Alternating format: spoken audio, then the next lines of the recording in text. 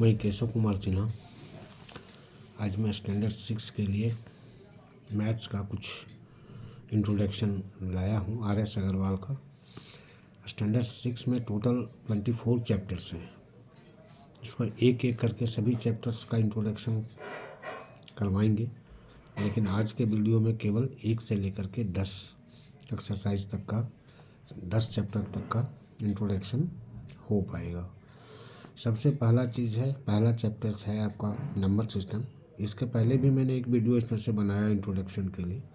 तो number system क्या है? नंबर सिस्टम में आप इस चैप्टर में आपको right in words, right in figure, place value, face value के साथ साथ इंडियन प्लेस वैल्यू चार्ट और इंटरनेशनल प्लेस वैल्यू चार्ट को आपको पढ़ना पड़ेगा। तो इंडियन प्लेस वैल्यू चार्ट जो होती है और इंटरनेशनल प्लेस वैल्यू चार्ट, ये दोनों अलग अलग होता है।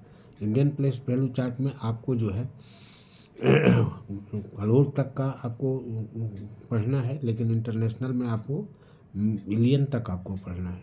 और उसका दोनों का जो ये सिस्टम होता है काउंटिंग करने का, वो अलग होता है। इंडियन सिस्टम में क्या होता है? 1, 10, 100,000, 10,000, lakh, 10 lakh, crore, 10 crore, 10 crore.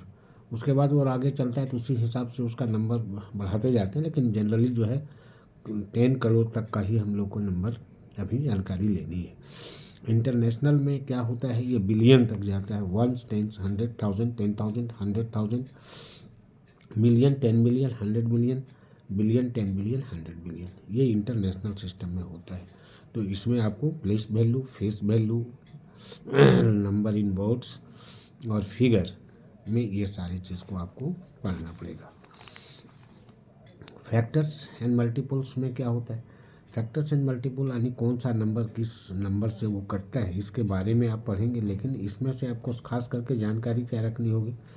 Even number, odd number, prime number, composite number के बारे में पढ़ना होगा। इसके अलावा आपको डिजिबिलिटी टेस्ट के बारे में भी पढ़ना होगा। तो इसके पहले भी मैंने इसमें कुछ इंट्रोडक्शन और मैंने बताया था कि इवन नंबर क्या होता है? जो 2 के टेबल में कट जाता है। ओड नंबर क्या होता है? जो 2 के टेबल में नहीं कटता है। प्राइम नंबर क्या होता है? जो कोई नंबर उसको नहीं काट सकता, केवल 1 और अपने आप से कटता है। कंपोजिट नंबर भी हमने बताया था कि मोर देन 2 फैक्टर्स होता है। इसके अलावा डिजिबिलिटी टेस्ट हम लोग पढ़ते हैं कि बिना डिवाइड किए हुए हम लोग कैसे जानेंगे कि भाई वो नंबर डिजिबल हो जाएगा। इसमें से जनरली जो है हम लोगों को 15 तक है, लेकिन कम से कम हम लोग को 10 तक जानना ज़रूरी है। 2 का डिजिबिलिटी टेस्ट क्या होता है, 3 का डिजिबिलिटी टेस्ट क्या होता है, 4 का, 5 का, 6 का, 7 का, 8 का, 9 का और 10 का डिजिबिलिटी टेस्ट क्या होता है। तो 2 का डिजिबिलिटी टेस्ट तो बहुत आसान है कि जो 2 के टेबल में कट जाए, यानी जिसके लास्ट का नंबर यानी 1 प्लेस में 0, 2, 4, 6, 8 आता हो, तो वो नंबर जो है सारे नंबर वो 2 के डिजिबिलिटी में आ जाएंगे। 3 का क्या होता है? जिसका सम करने पर जो नंबर हमको दिया गया उसको सम कर लेते हैं और उस सम को अगर डिवाइड 3 से कर लेते हैं और वो कट जाता है तो वो सारे नंबर 3 से डिजिबल हो जाएंगे। 4 से काटने के लिए लास्ट का 2 डिजिट अगर 4 से डिजिबल हो जाता है तो जितने भी नंबर हैं वो 4 से डिजिबल हो जाएंगे। फिर आपके पास 5 से का डिजिबिलिटी टेस्ट को जानने के लिए जिसके 1 प्लेस में 0 हो, इतना जान लीजिए, 0 और 5 अगर हो तो वो 5 से डिजिबल हो जाएगा। 6 के लिए क्या हो कि वो नंबर जो है 2 के टेबल में भी और 3 के टेबल में भी पढ़ना होगा। 7 का डिजिबिलिटी टेस्ट है वो थोड़ा हार्ड होता है, जो आगे नेक्स्ट वीडियो में मैं बता दूंगा। 8 का क्या होता है? लास्ट का 3 डिजिट जो है अगर वो नंबर 8 से कट जाता है तो सारे नंबर कट जाएंगे। 9 का क्या होगा? जो 3 का रूल है वही 9 का है, लेकिन जो नंबर 3 से कटेंगे वो कोई ज़रूरी नहीं है कि 9 से कट जाएंगे, लेकिन सब वही होता है कि सम ऑफ नंबर्स को जोड़ करके 9 से डिवाइड करते हैं, तो अगर 9 से डिवाइड हो जाता है तो वो सारे नंबर कट जाएंगे। और 10 का बहुत आसान है, जिसके 1 प्लेस में 0 होता है वो 10 के नंबर से वो कट जाएगा। जो भी नंबर हो अगर 1 प्लेस में 0 हो तो वो सारे नंबर कट जाएंगे। चैप्टर 3 में हम लोग होल नंबर्स के बारे में पढ़ेंगे। तो होल नंबर्स के बारे में पहले भी बता चुके हैं कि होल नंबर्स क्या होता है? स्टार्टिंग फ्रॉम 0 और इसका कोई एंडिंग नहीं होता है।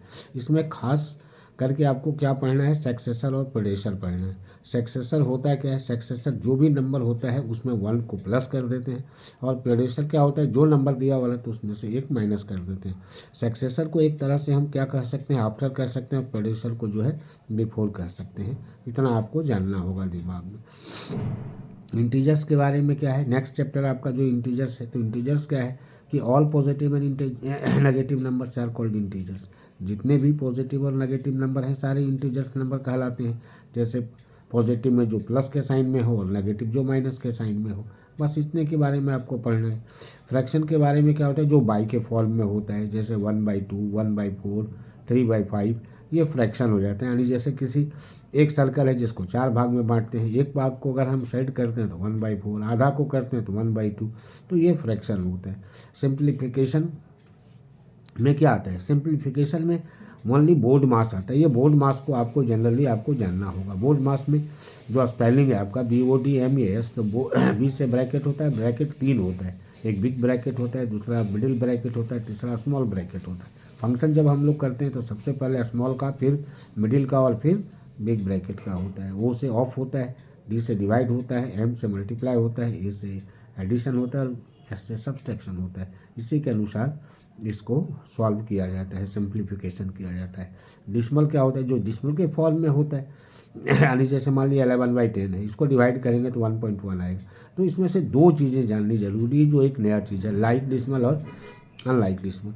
लाइक डिस्मल क्या होता है कि जिसका जो नंबर के जो न्यूमरेटर होते हैं वो सारा अगर इक्वल होता है, बराबर बराबर का होता है, तो वो लाइक कहलाता है, और जिस नंबर का जो डिनोमिनेटर होते हैं वो अलग अलग होते हैं, वो अनलाइक डिस्मल कहलाते हैं। एल्जेब्रिक एक्सप्रेशन में क्या होता है कि एल्जेब्रिक टर्म के बारे में पढ़ते हैं, 1 टर्म, 2 टर्म, 3 टर्म, और इसमें एडिशन और सब्सट्रैक्शन भी होता है। नेक्स्ट चैप्टर आपका 9 जो है, लीनियर इक्वेशन इन 1 वेरिएबल। तो लीनियर इक्वेशन 1 वेरिएबल यानी इसमें से एक ही टर्म के बारे, एक ही वेरिएबल के बारे में पढ़ेंगे, चाहे वो x हो, y हो, a हो, b हो, जो भी हो, तो वो x1 के वेरिएबल में पढ़ते हैं। यानी जितने भी वो जो नंबर लिखे रहेंगे, जैसे 2x + 5, या लिखा रहेगा 2x² + 2x, तो इस तरह का नंबर ये एक ही फॉर्म में ये रहेगा। एक ही, जैसे या तो x का यूज़ किया गया है तो x में ही रहेगा, y का यूज़ किया गया है तो y ही रहेगा, अगर z का यूज़ किया गया z ये है तो a का, तो ये एक ही वेरिएशन में रहेगा, जिसके लिए हम लोग लीनियर इक्वेशन इन 1 वेरिएबल कहते हैं। Ratio, proportion and unitary method क्या होता है, रेशियो क्या होता है, जो बाई में ये होता है, या इसका सिंबल जो होता है, जैसे 2:3 ऐसे लिखते हैं, या 2/3, इसको रेशियो में लिखेंगे तो 2:3 होती है। प्रोपोर्शन क्या होता है, इसको इक्वल पार्ट में इसको बांटने के लिए इसको प्रोपोर्शन बनाया जाता है, और इसका जो प्रोपोर्शन है या नहीं है, इसमें से एक हम उदाहरण एग्जांपल दे देते हैं, जैसे A:B, प्रोपोर्शन C:D है।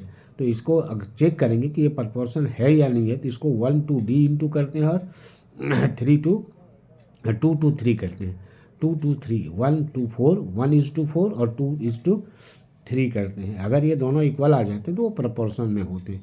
और यूनिटरी मेथड एक नियम कहते हैं, जिसको हम लोग मैथ के आधार पर, जब क्वेश्चन आता है ना, तो उस आधार पर इसको बताया जाता है। तो ये चैप्टर 10 तक हम इसको इंट्रोडक्शन आपको दिया हूँ। फिर से एक बार रिपीट करता हूँ, number system, factors and multiples, whole numbers, integers, fraction, simplification, decimal, algebraic expression, linear equation in 1 variable, ratio, proportion in unitary methods. इसका अलग अलग एक क्वेश्चन भी मैं बताऊंगा, लेकिन पहले इंट्रोडक्शन हम दे दिए। क्लास 6 में एक जो पहला चीज़ होता है इंटीजर्स, जो बच्चे को काफ़ी परेशान करता है, और इसके बारे में मैं कल इसके एक सेपरेट वीडियो बना दूंगा। तो आज के क्लास में इतना ही। अगर ये आपको अच्छा लगे तो मेरे चैनल को लाइक करें, सब्सक्राइब करें और शेयर करें। और अगर कोई हमसे खास कंसल्ट करना चाहते हैं तो मेरा नंबर है 9835307222।